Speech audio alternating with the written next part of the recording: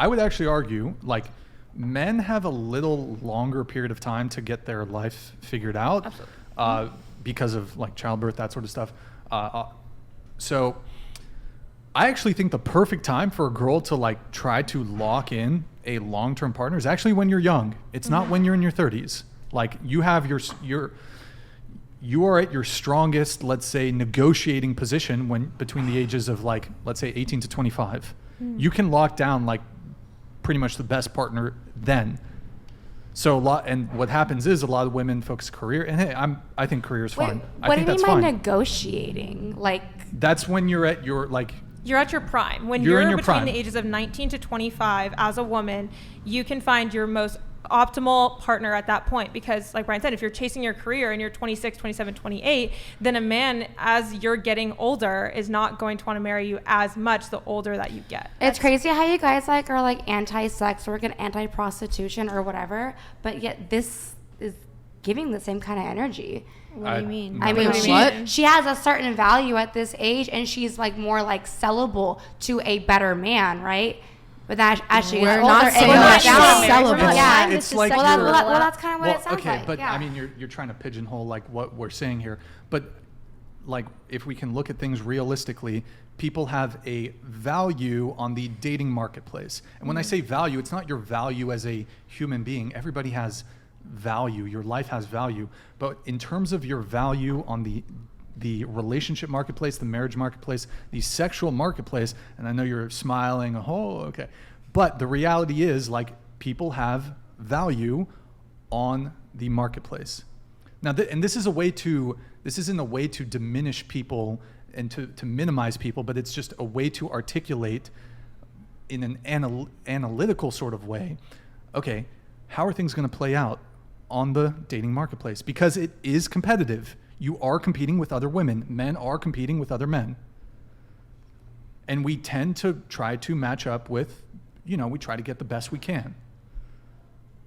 Okay. Perhaps you object to this sort of it's not even really a commodification. Yeah, but it is. I mean, you said it, not me. I mean, I didn't. Is this like, you think this is like a gotcha? Oh my God, Brian, it's a pretty common term. Like I'm completely aware. Okay. Are you familiar with the sexual marketplace? Yes, I'm completely aware with it. So there's the dating marketplace. You don't have to like mansplain it to me. Yes, I'm completely aware. I'm not mansplaining. Which, by the way, I disavow your use of a rather sexist term. Is it sexist? Mansplain I think it is sexist. In the same way, if I were to say womansplain. Womansplain. Okay. True. Because you're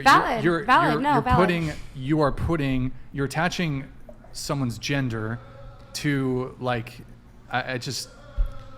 you're trying to diminish what I'm saying by saying. Okay, well I apologize because apology accepted. Continue no, because I'm honestly not like the kind of girl who like I have no issues with men. I love men. Most of my friends are men. I have only brothers. Like I have no issues with men at all. But mansplain is just a term. It's like a. Okay, so let's continue with the conversation. Anyways, yeah, so no, I mean, the thing with the sexual marketplace that bothers me is that I feel like it's so black and white. And the issue with like red pill in general for me, as someone who's like leaning more towards blue pill, although I do agree with some of your points, is that it's so black and white. Like it lacks nuance. I mean, people in general, they're not getting married these days at 19 years old. And I mean, it's kind of the same concept of like when you're 19, like, do you really want to get married with the guy? Like my 6-year relationship that I was talking about, I was 17 when we got together. We could have gotten married, but I chose not to because I felt like I kind of outgrew him. And if we had gotten married at 18, for example, we probably would have ended up divorced. I'm not saying like get married immediately at 18, but what I am saying is like I would say that you are in your peak years between, say, 18 to 25. Do you think it'd be easier for, say, like a 48-year-old woman to find someone on the dating marketplace than a 19-year-old woman? No, well, that's extreme. That's what we're... Well, that's extreme. I mean, I'm just saying that, like, I think that everybody, men and women, should, like, get some experience before they jump into getting married. No one's saying that they shouldn't, I don't think. Yeah. I think that he's trying to say that, and sorry, not to put words in your mouth, but I think it's more that within your 20s, I feel like that's realistically like a good time. When you're the most valuable, but like to who? to a partner. A long-term relationship. Yeah. If You you don't. get Go sorry. Go ahead. If you get married later in life, even if it's just somebody who is also getting married on later in life, it's I want to say less likely to work. If it was more likely to work out, it would be due to lack of other options for both parties. Yeah. Well, like here's a common thing you hear, for example, is like, and look, and I think I kind of touched on this. I don't have an issue with women. Like, I think it's great that that we can. What's the right term here? That we can, and I'm using this in the most charitable sense, that we can exploit the genius and intellect of women to, for example, I think it's wonderful that women are going into STEM and researching cancer, and I think we need to put as much manpower, no pun, like woman power, to trying to solve some of the most challenging problems that we face in society, cancer research, tackling certain illnesses, diseases, etc. I think it's wonderful to have women in the workforce. However, what you do have is a lot of women who, throughout their 20s, focus on their career, get into their 30s, and they're like, wow, this really isn't particularly fulfilling. I'd really like to have a family and kids. But once you get to your mid-30s, it does become, I'd say even for both men and women, but perhaps more so for women, it becomes a bit more difficult to find a partner. And the other thing you have is you'll also have, in addition to the career component, you'll have women who they'll spend their 20s just like fucking a bunch of dudes, casual sex, and then they get to the finish line, or maybe not the finish line, but they get to their 30s. Oh, I want a husband. I want to have kids. Nobody wants them. I have a bunch of baggage from like fucking all these dudes. My body count's high. Maybe I picked up herpes on the way. Okay. It's just going to be more difficult. Good luck. to Okay, find them. see, Not that so nobody the wants them. STD thing I can actually get on. Like, that's my big thing with body Well, count.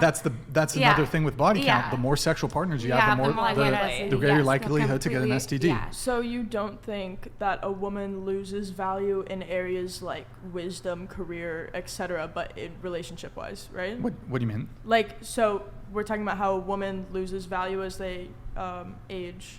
No, that's Doesn't a harsh Not way lose- to that put doesn't they it. lose lose value. It just value. becomes It's more more just difficult like- for them to. It's a harsh Like, way for to example, put it. let me, okay, when I'm 50 years old, I think I will have less value in the dating marketplace than I do now. So we're just exclusively speaking about the dating scene, not necessarily other walks of life like Yeah. career. Okay, I'm just clarifying. Yeah, no, it's not Because like I think that your value as a human. Yeah, No, a lot of that's, people's it's just like, concern. Yeah. no, that's not what we're talking No, about. I agree. I think biologically, obviously, it's true that as you age, you're.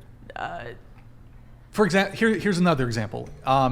If I just tomorrow woke up 300 pounds heavier and I was obese, my value in the dating marketplace, I completely agree. it would with be you, much yeah. harder for No, me to 100%. attract women. Therefore, my value Yeah, on the yeah. marketplace has been diminished. I totally agree with you. I just think I'm still a human being, and yeah, but 100%. But I think the problem that most people have with the conversation is they're not viewing it from like a completely cornered off perspective like that. They're viewing it like, oh, well, a woman loses value in all walks of life as they Very get older, which personally, isn't true. Yeah, but No. we're talking about biology here. No, not So, at yeah. all, not at all. But like in terms of being attractive to the opposite Yeah, no, sex, I completely agree with like you. as you Yeah. get Do you guys Do you older, guys feel like the scientific state side. of our economy kind of contributes to that?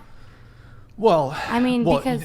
Go on. Oh, well, I mean, certainly it's the case that for, I'd say, most people, to get by in today's day and age, You need two incomes. you need two incomes. Right. So, I mean, that we can go back in time and say, well, and again, I think it's wonderful that we can now, and again, I'm using this word in the most charitable sense, we can now exploit women's brilliance and intelligence in the workforce. However, there are certain economic ramifications to essentially doubling the labor pool. I agree. And in the past, you could, one income could support a household.